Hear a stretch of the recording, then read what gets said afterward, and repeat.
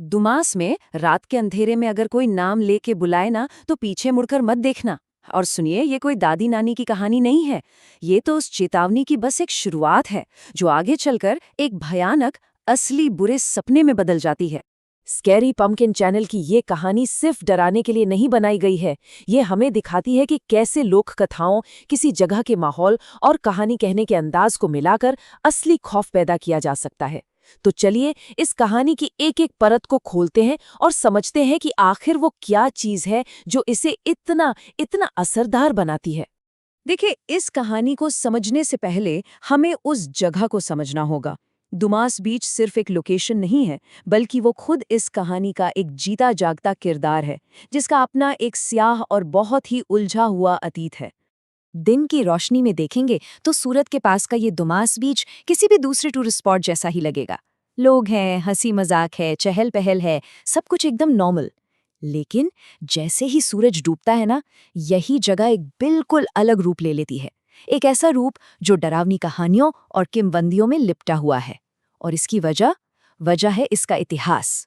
सदियों तक ये जगह एक शमशान घाट हुआ करती थी।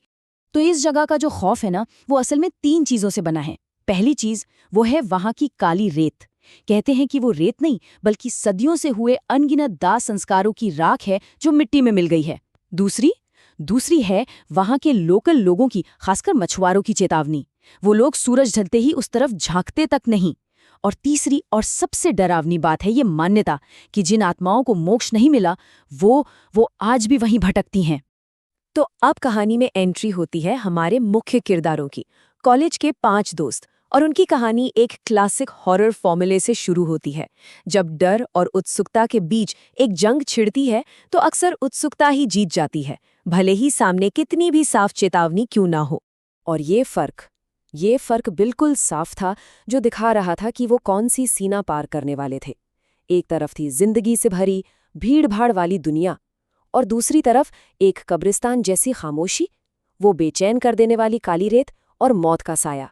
और उन्होंने जानबूझकर दूसरा रास्ता चुना। कहानी में ये मोड़ बहुत बहुत जरूरी है। एक स्थानीय आदमी उन्हें इशारों में नहीं, बल्कि सीधे सीधे चेतावनी देता है। यहाँ नीचे बहुत लोग सो रहे हैं। ये उनके लिए पीछे हटने का शायद आखिरी मौका था, लेकिन नहीं, उनकी उत्सुकता ने उन्हें आगे बढ़ने पर मजबूर कर ही दिया। अब हम कहानी के उस हिस्से में आ गए हैं जहां से वापसी का कोई भी रास्ता नहीं बचता। यहाँ जो फैसले लिए गए वहीं इन किरदारों को उनके भयानक अंजाम की तरफ धकेलते हैं। और यहीं पर कहानी में हॉरर का वो सबसे पुराना और असरदार नियम लागू होता है। जानते हैं कौन सा? डिवाइड एंड कॉन्कर, बांटो और राज करो। देखिए कैसे होता है ये। सबसे पहले रिया और आरफ पीछे रह जाते हैं। फिर नील को भी कुछ गड़बड़ लगती है और वो लौट जाता है। और आखिर में बच कौन जाते हैं? सिर्फ कुशल और मयूर, एकदम अकेले। और यही अकेलापन उन्हें सबसे ज्यादा कमजोर बना देता है, क्योंकि जब इंसान अकेला होता है ना, तो डर 100 गुना बढ़ जाता है। और फिर आखिरकार वो अपनी मंजिल पर पहुंचते हैं। एक पुरानी खंडर बन चुकी इमारत, जिस पर एक जंग लगी तख्ती पर साफ साफ लिखा था, दुमास बीच शमशान भूमि अधिकृत क्षेत्र। मतलब अब ये पक्का हो गया था कि वो ठीक उसी जगह पर आ गए थे जहां से ये सारी कहानियां शुरू होती हैं। यहां से कहानी का माहौल एकदम घुटन भरा हो जाता है। डर अब सिर्फ मन का वहम नहीं रहता, बल्कि एक ऐसा हमला बन जाता है जो उनके सुनने, सूंघने और देखने हर एक सेंस पर सीधा वार करता है। डर की शुरुआत होती है एक आवाज से। हवा में एक बहुत ही मीठी सी आवाज कुशल का नाम पुकारती है। ये तरीका बहुत असरदार होता है, क्योंकि ये खतरे को कोई बाहरी चीज नहीं बल्कि पर्सनल बना देता है। सोचिए, जब कोई अनजान आवाज आपका नाम पुकारती है तो डर सीधा आपकी रूह तक पहुंचता है। सुनने के बाद बारी आती है सूंघने की। हवा में अचानक जलती हुई लकड़ियों और चिताओं की गंध भर जाती है, जबकि आसपास दूर दूर तक कोई आग नहीं होती। ये उस बीच के अतीत की गंध थी, उसके शमशान होने के इतिहास की गंध, जो अब हकीकत बनकर लौट रही थी। तो चलिए अब उस रात के खौफ की टाइमलाइन को समझते हैं कि कैसे ये सब कुछ एक एक करके बढ़ता गया। शुरुआत होती है शाम के वक्त हल्की हल्की फुसफुसाहटों से। फिर मामला और गंभीर हो जाता है जब मयूर को अपनी गुजरी हुई दादी की आवाज सुनाई देती है।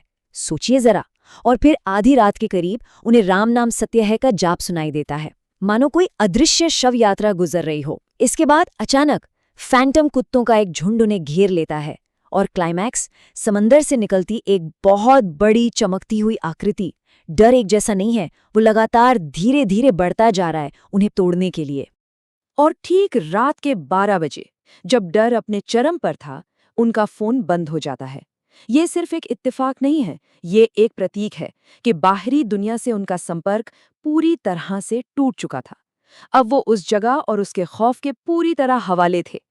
पर कहानी यहाँ खत्म नहीं होती।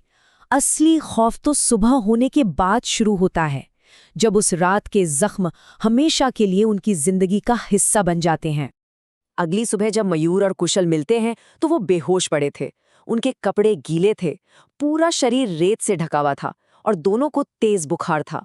मतलब जो भी हुआ उसका असर सिर्फ दिमागी नहीं था, वो शारीरिक था, असली था, जिसे कोई झुटला नहीं सकता था। और यही इस कहानी का सबसे जरूरी हिस्सा है कि कुछ अनुभव आपका पीछा कभी नहीं छोड़ते। मयूर आज भी नींद में उसी जलती हुई लकड़ी की गंध से चीख उठता है। ये बात हमें बताती है कि असली हॉरर एक रात में खत्म नहीं होता, वो आपकी यादों में, आपके सपनों में हमेशा के लिए जिंदा रह जाता है। और ये सारी कहानी हमें एक बहुत ही बेचैन कर देने वाले सवाल पर लाकर छोड़ देती है। क्या दुमास बीच का अतीत आज भी वहां जिंदा है? क्या ये सारी किंवदंतियां सिर्फ कहानियां हैं या फिर उस हकीकत की गूंज है जिसे शायद हम कभी पूरी तरह समझ ही नहीं पाएंगे?